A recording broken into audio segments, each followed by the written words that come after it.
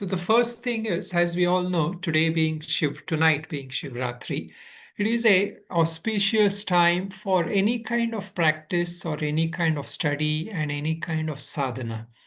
Generally, in our, the different depictions of God. So many times from any outsider's perspective, why are there so many gods? Why is it too many confusing?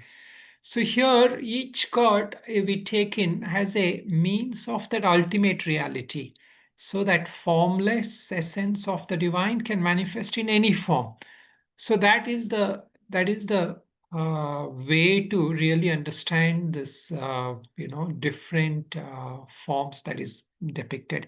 But of course, from a Vedantic perspective, we don't need to be fixated on one form of God or one God as the essential reality, because the ultimate God that we talk of is beyond anything, beyond. So even an atheist can take in and realize that formless aspect, and a theist also can. However, following a form, following a certain means and steps is a useful, skillful means. And that is why different forms are there. So Shiva as such, Lord Shiva, one of the thing about Lord Shiva is that he's generally the Ishta for many sadhakas, meaning practitioners. Why? Because the Shiva in his form itself is usually depicted as meditating in the mountains and somewhat having withdrawn, transcendent, and other things.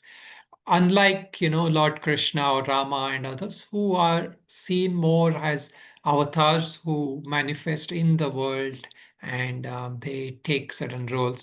Of course, in Shiv Purana, there are stories of Shiva also manifesting like that. However, the essential nature of Shiva is he's an ascetic, a yogi. So he's called as Yogeshwara sometimes, he's the king of yogis or the lord of yogis. And also, in many ways, Lord Shiva is depicted as one who is the what do you call, like a uh, the one, although he's with Prakriti, he's shown with Parvati and with with Ganas and all that. He has this essential nature of freedom. He is independent of anything in the world. Okay, so this is the introduction. Now we come to one of the texts, which is very common in what is called as Kashmiri Shaivism. And this is the text we are going to discuss a little bit today. It is called Vignyana Bhairav. So Vignyana Bhairav is the name of this text, and we will not be able to go through the whole text, but I'll go through the introductory shlokas or sutras of this. The actual text has contemplations, and we did a couple of them, and hopefully if we will try to do one a week for coming weeks, or whenever we can. So a few sessions of those practices we will do. So Kashmiri Shaivism is a school by itself. It's almost like a philosophical school by itself. And to go into the intricacy of Kashmiri Shaivism is not that much necessary for us from a Vedantic perspective, because it is like another means in another approach. However, it is the essence of that school is also a non-dualistic school. So there are three non-dualistic schools acknowledged especially in the Indian traditions. One, of course, is the Advaita Vedanta, which is considered the most developed because of Shankaracharya, and with a lot of means and ways to realize that ultimate truth. And then there is the Buddhisms, especially something such as Shunyavada and all that there in Buddhism. So they are also quite well developed. However, it is it is an earlier school which doesn't have that much developed philosophy as Advaita Vedanta. Of course, they will not say this. I think I'm saying it. So most Vedantins would say it. But yet at the same way, so they also have aspects of non-dualism. Buddhism itself doesn't have, they do have aspects of non-dualism. Then comes Kashmiri Shaivism. Kashmiri Shaivism is not that straightforward in non-dualism. Why? Because it is depicted as means there are three entities in Kashmiri Shaivism, which is one is called a Shiva. Shiva is the ultimate, supreme reality. So Shiva is called here as Bhairava. Bhairava, that name has such, is the one who is the supreme being or the supreme reality, and the only reality. Meaning there is, in a sense, there is a God Shiva and I am separate, so I have to attain that Shiva. Not that kind of a thing when we talk about Bhairava. That supreme reality is my essential nature. But in ignorance, what happens? There is Shiva and Shakti. Shakti is the energy form. So, where is this energy? So, in a normal dualistic sense of our other Indian philosophies, Shiva and Shakti are completely different and separate. Even in Sankhya, we see this. Sankhya Yoga, we see this. Purusha and Prakriti are different permanent entities. So they can independently exist also without each other. Of course, Prakriti needs Purusha for manifestation, but Prakriti in its Mula Prakriti form can stay by itself. Here it is not like that. That Shakti emerges from Shiva, has a means to bestow grace. But there is two aspects. Of course, here it is not, I'm just explaining some aspects for our convenience. There are two aspects of the Shakti. One is the outgoing Shakti. That is the force of what we call the Maya. And this makes what happens, this brings about lots of this Naras. Naras meaning all Jivas, all of us. So we are all like these individual beings who are stuck in this Shakti's manifestation. And now there is a Parashakti. There is that Shakti which also has the power to take us inward, pull us back and inward.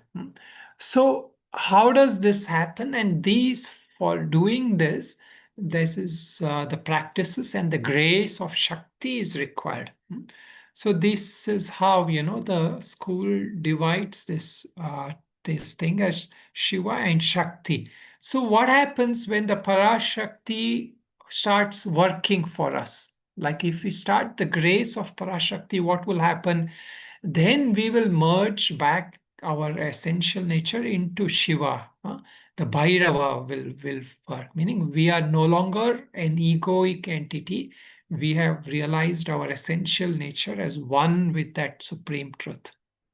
So this is a very nicely kind of taught, and a lot of practices are there. However, these practices are not something which we can just read and practice. Like of course there are shlokas which are available easily. So the ideally you have to practice with someone and you to go through the steps. And of course, as contemplations, we will also try and do some of them. The important thing with these practices is that they are all trying to get us out of this mind constructs. So there are three, I mean, of course, there are five vrittis according to our Yoga Sutras. Many of us know that. There is Pramana, Viparyaya. Anybody remembers? Pramana, Viparyaya, then? Anumana. No. That is a different. That is a different pramanas. Vrittis. Vikalpa Vikalpa. Very good. Yeah. Then, and Nidra, yes. One more. Viparya, Viparyaya, correct. And there is smriti also. So there are five kinds of thoughts. There is pramana. Pramana is what we are mostly working with in Vedanta and yoga also. Pramana means the right knowledge. So the right knowledge is the means for our liberation. So how do we get right knowledge? Through Shastras and Guru. When the more we are able to abide in that right knowledge given by the Guru and Shastras, we will attain that realization. Viparya is wrong knowledge. It will take us into things. And then Smriti is sometimes also helpful because our memory, or not just our memory, it is the texts which have come from memory also are helpful. Like Gita, we call as Smriti Ganta, Bhagavad Gita. So Smriti, but the Smriti by itself will keep me limited and reminding me that I am so and so. That identity of me, my job, my family identity, all this comes from smriti. That's a vritti. It's vritti means a thought. It keeps coming. Now there is one more, of course, the nidra. Nidra is a deep sleep where there is just a thought of nothingness experienced. Now, there is this Vikalpa. So, from the context of yoga and Vedanta, this Vikalpa is not a useful means. Why? Because Vikalpa is a thought construct. I am imagining something. So, like if I go see like a bird somewhere, and I might see some bird far off and I don't see that bird properly, but I will imagine the bird. Oh, this bird I saw is like this, it will have waves like this. And on a more extreme basis, vikalpa is also like sometimes our hallucinating thoughts. Like, the famous example of we see a snake on the rope. So why do we see that snake on the rope? Because that memory somewhere is there, and I'm imagining this snake. Meaning, it is a thought I'm creating, not consciously, unconsciously, on that rope. So that is a vikalpa has happened there, on a viparya also, but vikalpa has happened. Vikalpam again, is a thought construct. So it's something you are imagining, you are creating by your mind.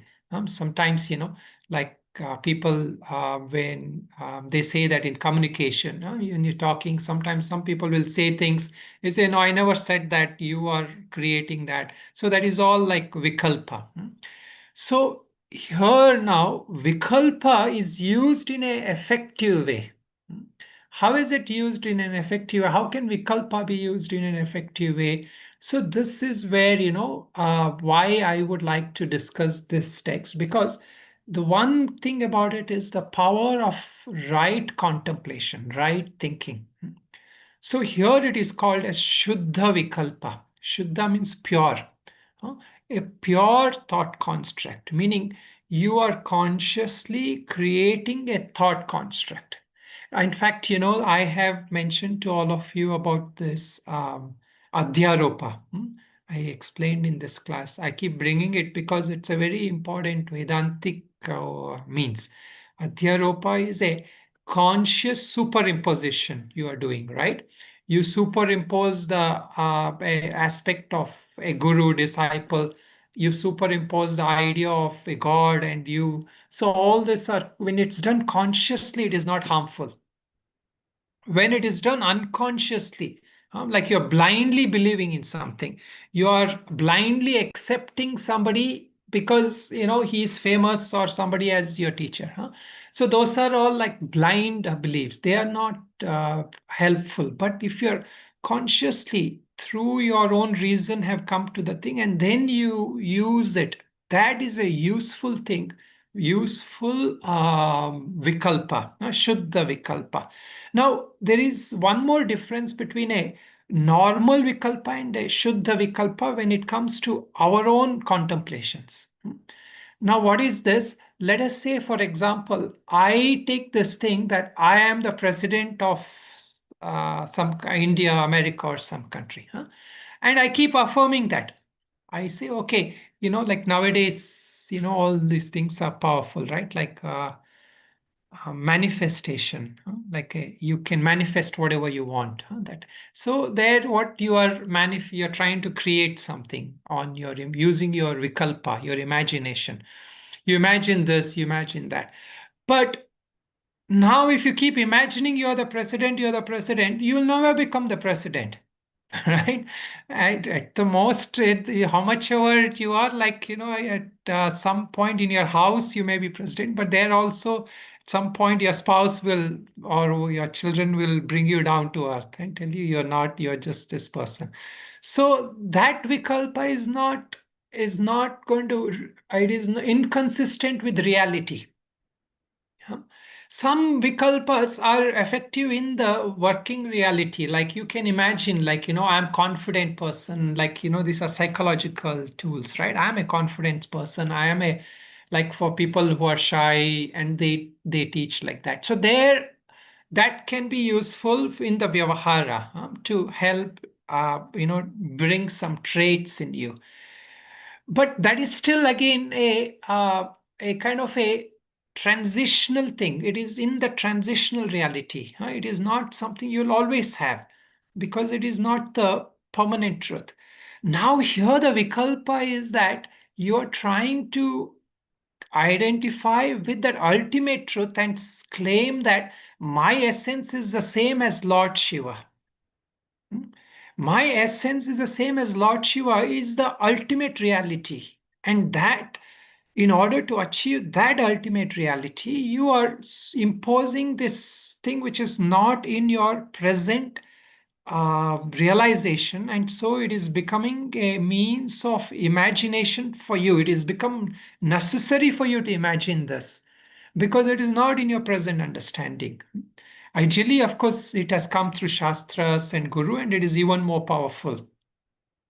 So here, this is what the means are. What it is does is that viparya we have created, meaning the wrong notion that I have created of who I am, that is being dissolved by this imagined truth at this point. But it is, and the ultimate thing, it is the one with the ultimate reality. So this becomes a Shuddha Vikalpa, meaning it becomes a pure imagined reality, or a pure superimposition that you are doing. And more importantly, this is in harmony with the truth. The truth of one's own self is that of Shiva. Shivoham, Shivoham, which we say. This is a um, that famous Nirvana Shataka sutras, shlokas of Adi Shankaracharya. So he says that Mano Buddhya Hankara Chittani Naham Nacha Shrotra Jigre Nacha Grana Netre Chidananda Rupa Shivoham Shivoham. So in different ways he says, na dharmo, na charto, na kamo, na moksha, na bandhur, na gurur, na bandhur. So I don't have any identifications. I don't. Aham nirvikalpo, nirakara rupo, vibhur vyapya sarvatra, sarvendriyanam. He says, I am nirvikalpa. I'm free from any vikalpa also. So now this point I want to talk. So we are using vikalpa to come to this point where aham nirvikalpa. My real nature is nirvikalpa, but I'm using vikalpa here. So how is it possible using vikalpa you get to nirvikalpa? Nirvikalpa means free from all these constructs. So this is the state, right? Like, see, there are nowadays practices which have taken up some essence of these. These are things which have come from all these schools and Buddhism, and many, modern teachers present this, where you focus on being in this moment, or you focus on just, stillness. And so these are things where you're trying to attain that nirvikalpa, where you can just rise out of that mental thing which is unconsciously going on all the time. So how do you then come to this nirvikalpa? When this vikalpa is a conscious thing you are doing repeatedly as a practice in an intelligent way, knowing that it will take you to that's ultimate reality, then it is not it will no longer stay as a vikalpa. It will get dissolved. That vikalpa, that thought will dissolve when it lands on that ultimate truth and it will become that free from that vikalpa. That vikalpa will become nirvikalpa. So, so in order to achieve this, there are some means and upayas. Upayas means steps are given. So what do these steps do? They are trying to work with what is called as dharanas. So the dharana, as we know, it is in the Yoga Sutras, the dharana is just a concentration. Here, dharanas are effective contemplations, and what you achieve from these dharanas are like a certain bhavanas. No?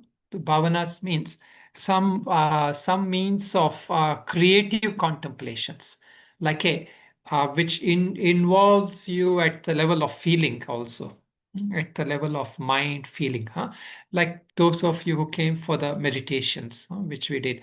One of the meditations we did was when you chant that om or any mantra, and then you feel that silence, experience that silence. And in that silence, what happens? There is no speech happening, and then the mind comes to it doesn't have anything to hold on to. And there, what happens when the mind doesn't have anything to hold on to? It becomes this nirvikalpa. It is free from thought imaginations. Of course, it takes practice, and sometimes we get it right away also. We get a glimpse of that. So the bhavanas. So the bhavanas here are these creative things that bring us to also the state of, like, also you see that other practice we were doing, the one which is famous here, which many teachers have taught in different ways, the hamsa. The hamsa practice is also like that. When you come to that point of heart, so there is that bhavana where you are dissolving that self in that shakti. And when you exhale out and you dissolve into that Shiva, that consciousness, that pure thing. So there, what happens? You are transcending the mind. So now those of us who are familiar with studying, especially when we go through the study means of Vedanta and yoga, what we are doing, we are not dissolving the mind to this point right away. Because we say that a mind which goes into stillness without knowledge will remain ignorant. It may experience that stillness, but it will not have that wisdom. So you will have an experiential sense of stillness, but you will come out with that same vasanas. So a long samadhi is also like that, because there's no wisdom. So here what is happening is you have to have this wisdom even when you do these practices, that your nature is the nature of Shiva. So you're not, because you're stressed out or you're had a bad day, you can experience that peace for a second and feel good and feel that thing, but it will not last. It will not have that underlying tone of wisdom to hold you to that realization. So you'll need to again and again keep practicing, and as long as you're practicing, you will experience peace and you'll come back. So this is the thing that Vedanta and non-dualism paths want us to get out of by trying to give us the wisdom. So just few more minutes and then I will go into the few shlokas. So this is just the foundation I'm giving, so we can appreciate some of those shlokas. So the point here is that when we try to do these practices, we have to have some degree of wisdom to arrive, for that bhavana to come, for that feeling to come. That it is not just a thought, it is like a thought impregnated with your wisdom and feeling. When that comes, then what happens? We are able to work with the Shakti. So this is actually in this text, this famous thing, many people quote this, that Shakti has three forms, and it is mostly coming from this text. So many gurus also quote this. What are the three forms of Shakti? The Shakti comes in the form of Jnana Shakti. It is the knowledge, wisdom. And then there is the Ichcha Shakti. Ichcha means your will or your desire. You want to do this, you want to see all the sankalpa we make, all that good thing. So these are all Ichcha Shakti. And then there is a Kriya Shakti, that power to act, the power to do things. Of course, in a more Vedantic sense, we generally talk only about two means, which is the Jnana Shakti and Kriya Shakti. But here it is further divided, Jnana, Ichcha, Kriya Shakti. So the Jnana Shakti is also like can keep us at the limited knowledge, and that Jnana Shakti can lead us to that supreme knowledge. And that Ichcha also, our Ichcha can be, as we all know, which Shankaracharya keeps talking, the three Ashanas he keeps talking, which is the Ashana for life, fun, family, which we say Artha Kama. And then there is we can have Ichcha for Dharma, or we can have Ichcha for Moksha, Purusharthas, these are called. So then there is the last one, which is the Kriya Shakti. Kriya Shakti. So when our actions have limited knowledge, they will keep us bound more and more in that karmic cycle. When we don't have proper wisdom, then what happens? We are acting at the limited level and we get stuck in the force of karma. But when our actions are guided by wisdom, then those actions can not just be purifying, they can generate for us the what do you call, like uh, the punya, meaning like it can bring us to the right teacher, it can bring us to the studying those teachings. So all these efforts we are able to make. So this Shakti, that Shakti, when we talk about, like, see, even in our thing, the three Devis, mostly people talk about. Of course, there's a loose translation of that. That first is that Jnana Shakti, Lord Brahma. Lord Brahma's spouse, as is manifested, is Saraswati. That is that Jnana Shakti form. Then the Ichcha Shakti, like the desires are manifested many times through Lord Lakshmi, Lord Goddess Lakshmi, because he is the goddess of wealth. So those who desire wealth and things, the Ichcha Shakti, meaning it is a more basic. Then the Kriya Shakti, that ultimate Durga, Kali, Vishay, they are the manifestations. See, they are shown as killing the demons and all, Kriya Shakti. So this is, of course, the whole Indian cosmology kind of the thing. Okay. Now, just one more point, and then we will just look at a few of the shlokas. So here, now this text is called as Vignyana Bhairav. So here, what happens is that the Vignyana here, Vignyana, of course, we have heard this word also or we will hear in Gita also. So Jnana and Vijnana, two different ways to put this. Jnana is like, you can say, as I have theoretical knowledge, I may not have experiential knowledge. So then Jnana becomes a theoretical knowledge, and Vijnana becomes our personal knowledge.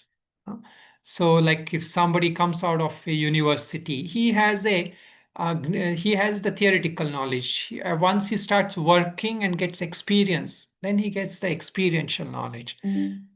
So similarly, we have what is called as paroksha jnana, aparoksha jnana. When we hear from the Shastras, initially when the Shastras and Gurus says, it is their wisdom, it is not yet our realization.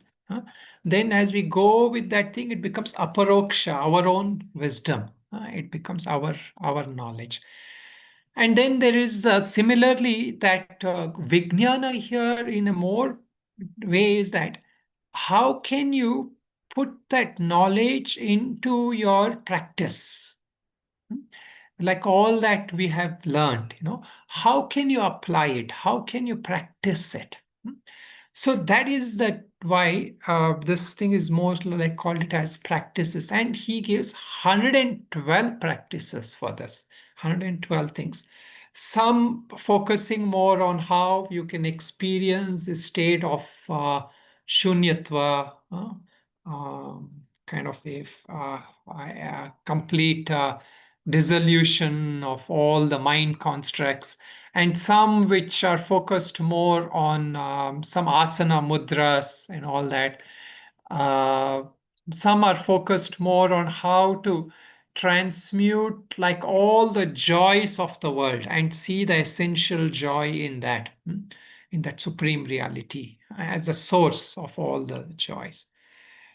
Okay, so this is just an introduction. Now for another 15-20 minutes, I will just introduce these shlokas. We can just look at it, and then um, I will just go through some basic.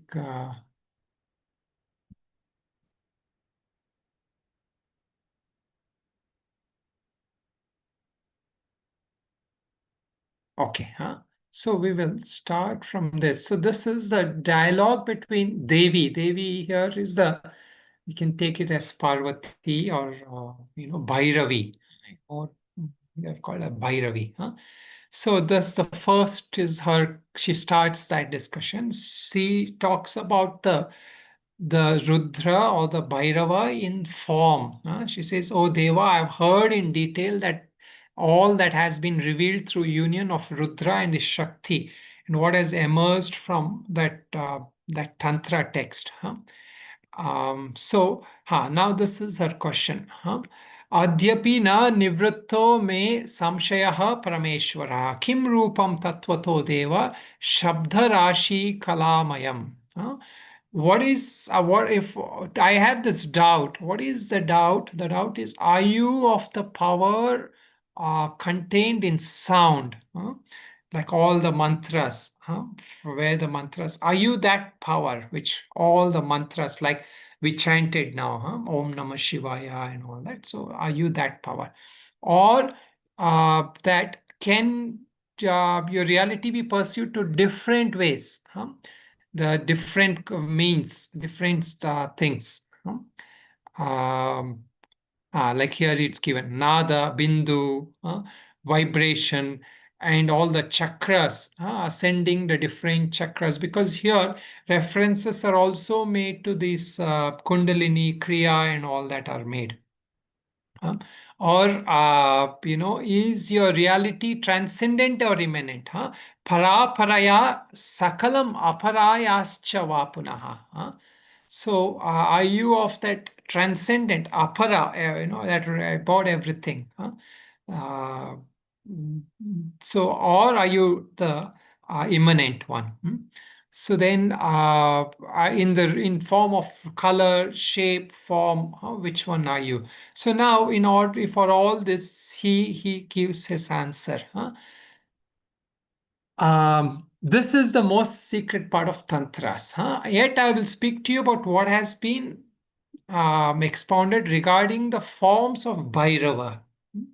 The Bhairava is that, as I mentioned, he is the one who destroys the ego, but Bhairava is also the one here who is taking that, when you break those three words, Bharava, it becomes that he is the creator, sustainer, and the one who does the dissolution.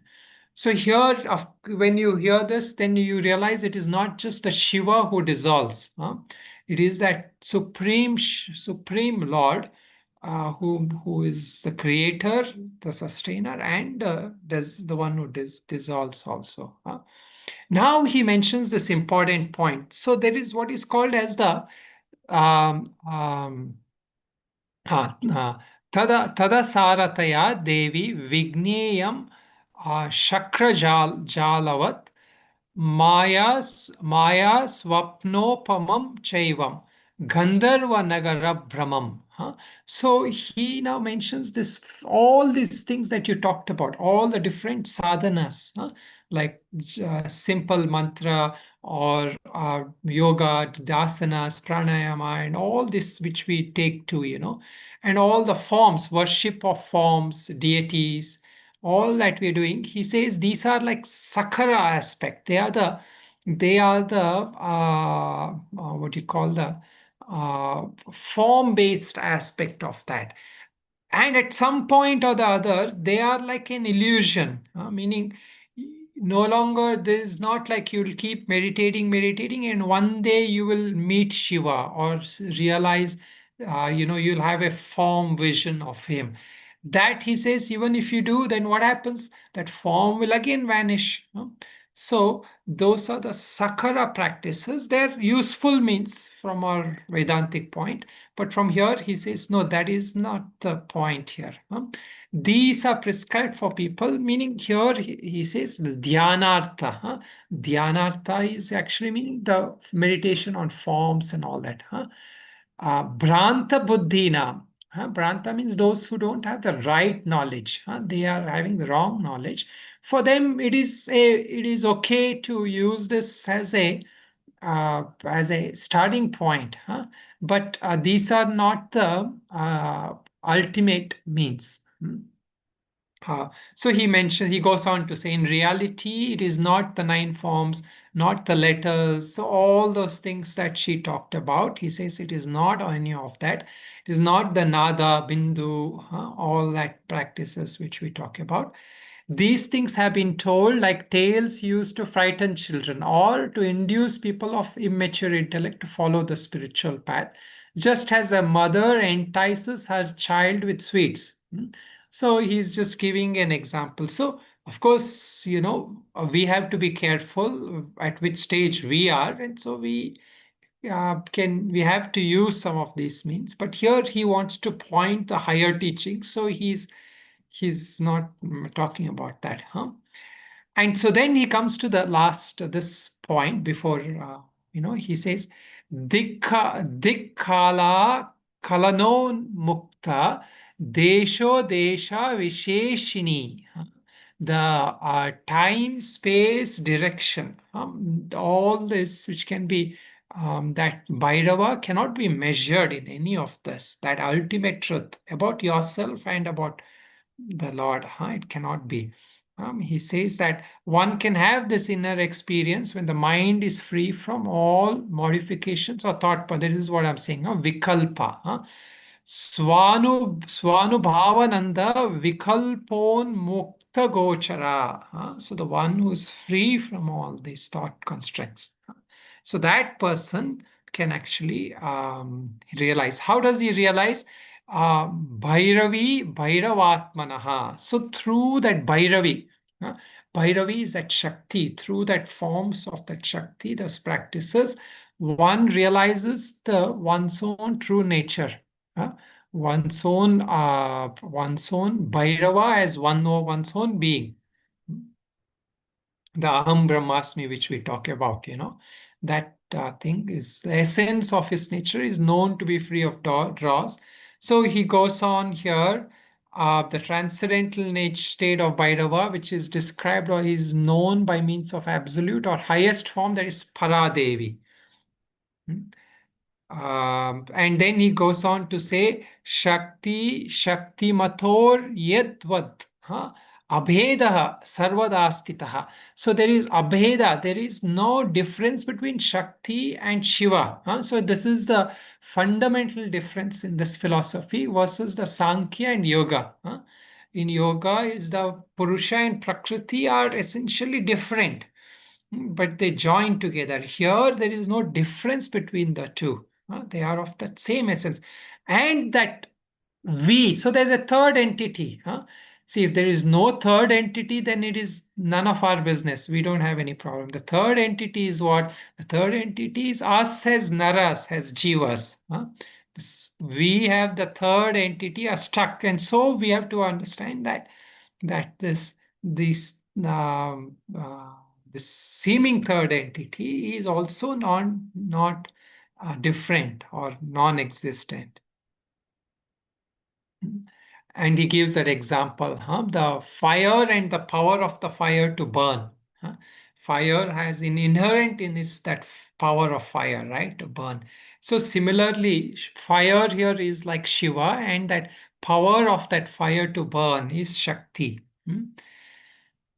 Okay, this is just for the introduction. And then she asks him that fundamental question that by what means can that state of fullness of Bhairava be achieved? And how does Paradevi, the highest Shakti, become the face or entrance of Bhairava?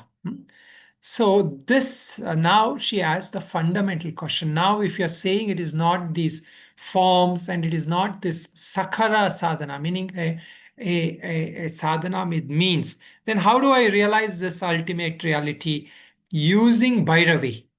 Using that Shakti, how can I enter into this? How can I achieve this state? So then from here, instead of giving her a kind of a direct response, he gives her these 112 steps. These 112 steps are the sadhanas, are the dharanas, the practices one can use. So as we know, that what does dharana do? There are three things we say. Dharana leads to dhyana, dhyana to samadhi from a Vedanta things. But this dharana is the entry point. Dharana also in the yoga point, it's an entry point. So the dharana, dhyana, and samadhi together they are called as what? Anybody remember? So the Samyama. samyama, very good. So dharana, dhyana, samadhi are called as samyama. So the samyama here is the means. So we are attaining that state of samyama through these practices. Okay, so this is just to give us a higher understanding of the real nature of Shiva and why we have to attain that state of Shiva, or that oneness with Shiva, and using this thing. So here it is called, of course, as Tantra, but Tantra generally refers to, like some of these practices. Sometimes even negative practices are called Tantra, like all the black magic and all that. But here Tantra is not like in that context. Yet it has this element of mysticism generally, Tantra generally.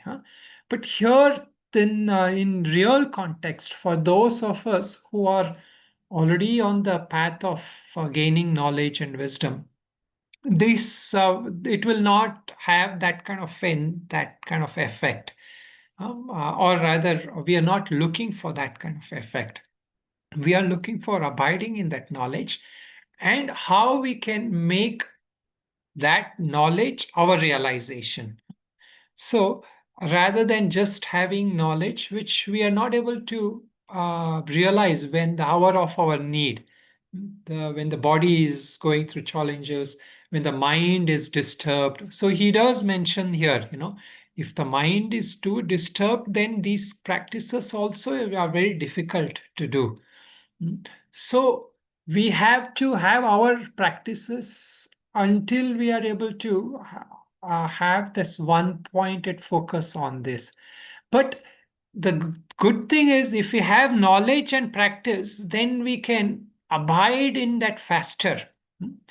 We don't have to wait for some higher mystical experience for that realization to happen.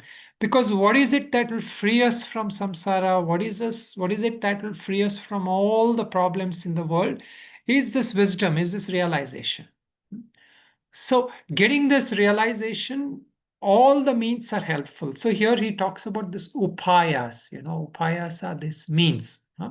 And he says for a person who has a very high qualification, there is what is the pointer? How does he go? He says there is anupaya, meaning he doesn't need any like a gross thing. One thing is enough.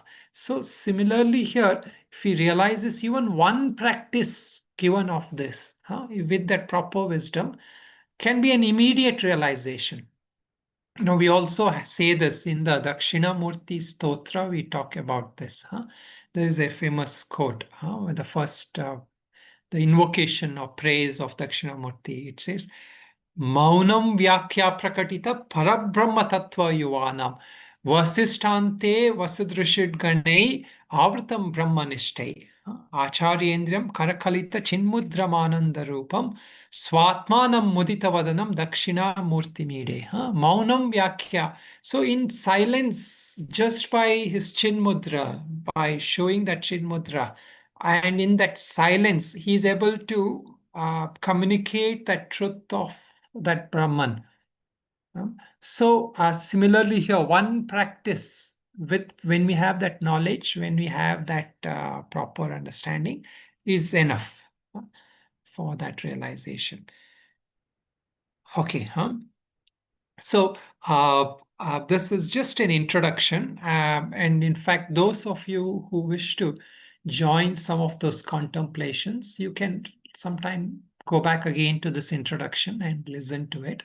Then it will be easier to uh, partake of some of the contemplations which we will do. We won't do all 112 because many of them are like overlaps, and sometimes like he gives 4 or 5 shlokas for mainly one practice also. So, but we will try some in the following weeks. Any brief questions we can do, and then I would like to end with a few minutes of japa for Shivratri. Anybody would like to ask anything related to this text?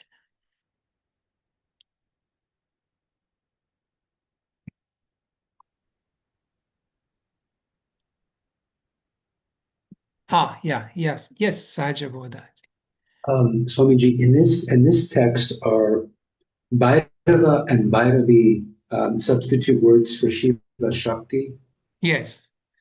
Okay. Yeah. So Thank yeah, you. Bhairava is that Shiva. Bhairavi is for Shakti. So, and it is that form of Shakti which liberates, which takes us to liberation, which becomes the means for liberation.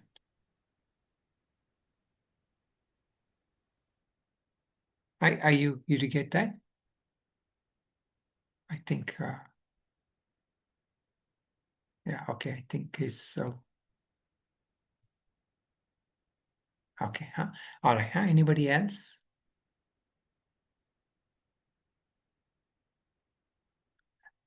Okay, if nobody has any more questions, we can take a few minutes, and so so okay, so this much now we will with this we kind of end our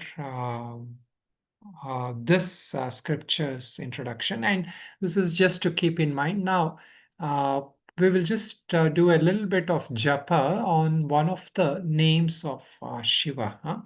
This is just to help us in whichever way, those of us who are having physical or any kind of illness or any kind of challenges and all obstacles you want to study or obstacles to do sadhana. Sometimes the body doesn't allow, the health doesn't allow.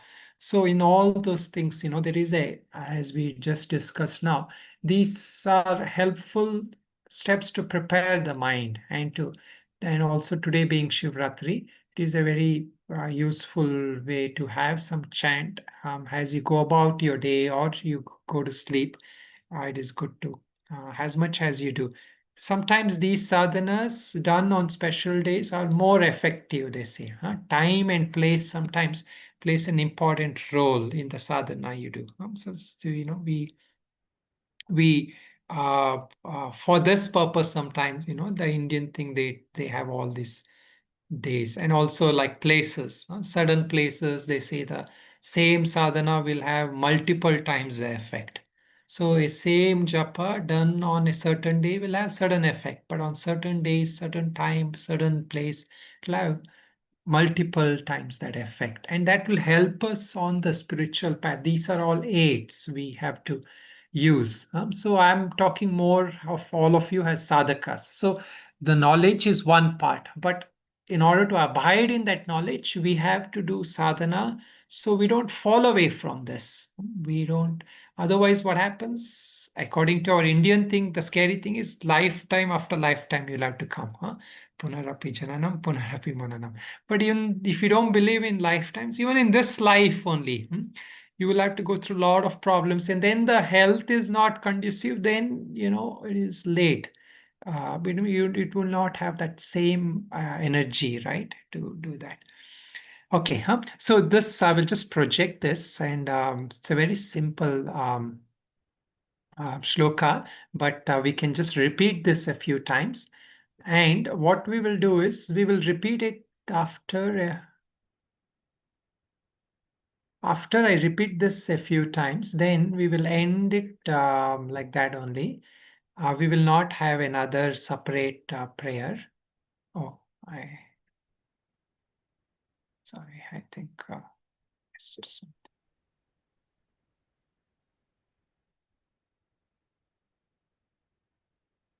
so those of you who want, when we are done around 9 o'clock, you want to leave, you can leave, and those who want to stay until the end, you can. I mean, we will just do until 9:05 or something.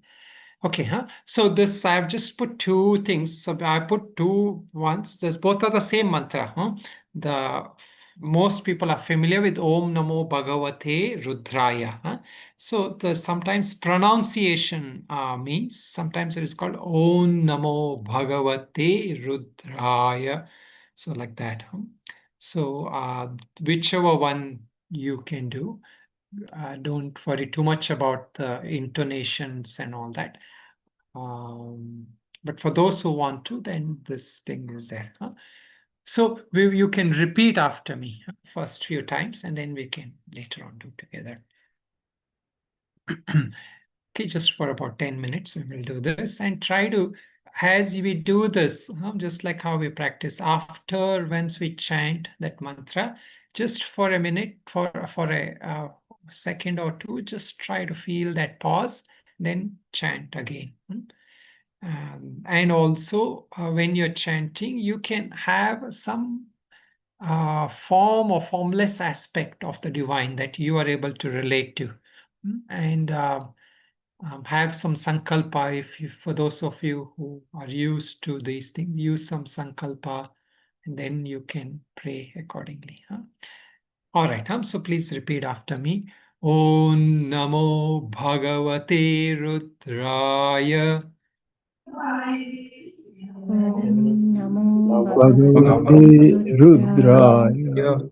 Om Namo Bhagavate Rudraya. Om Om Namo Namo Bhagavate Bhagavate Rudraya. Rudraya. Om Namo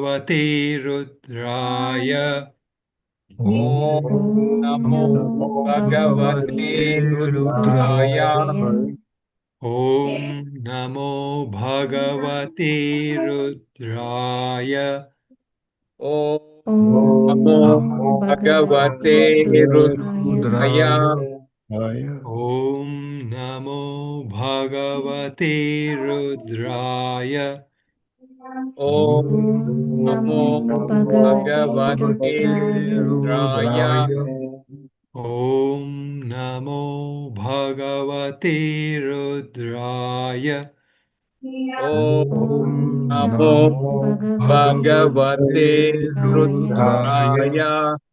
Om Namo Bhagavate Rudraya. Om Namo Bhagavate Rudraya. Rudraya. Om Namo Bhagavate Rudraya. Om Om Namo Namo Bhagavate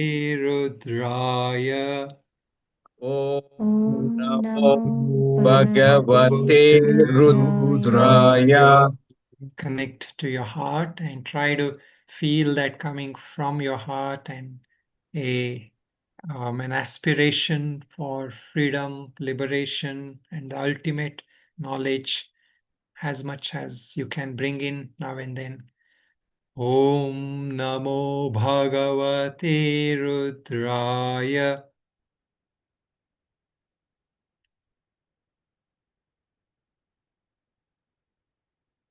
Om Namo Bhagavate Rudraya.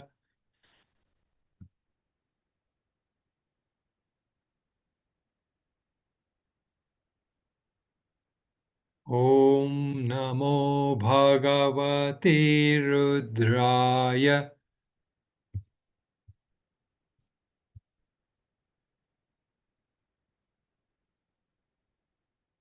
Om Namo Bhagavate Rudraya.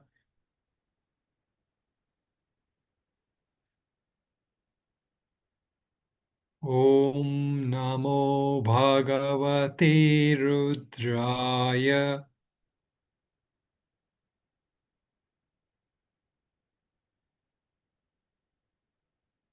Om Namo Bhagavate Rudraya.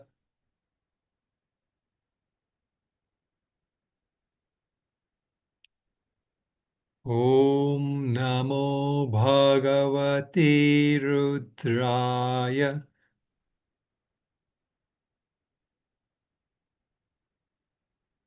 Om Namo Bhagavate Rudraya.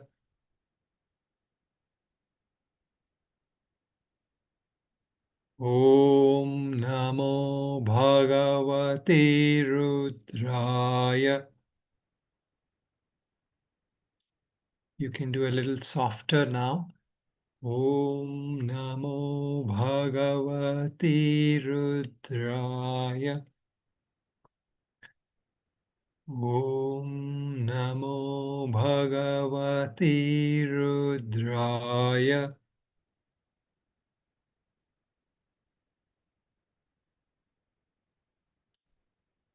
Om Namo Bhagavate Rudraya.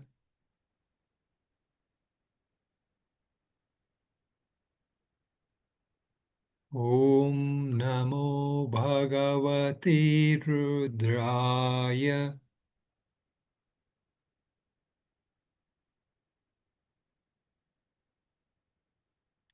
So for a few times, just you can continue doing mentally until it can become somewhat like an japa. And then we will, after a couple of minutes, do a few times louder and end the session. Just Om Namo Bhagavate Rudraya. Om Namo Bhagavate Rudraya.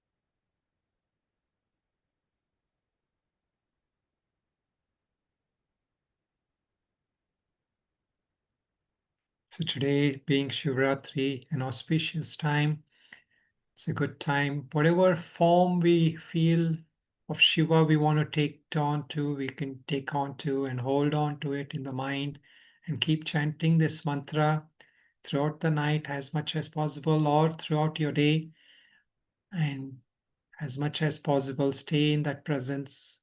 So once we have the knowledge of that Shiva Tattva, then the form and the mantra are useful means to connect to that.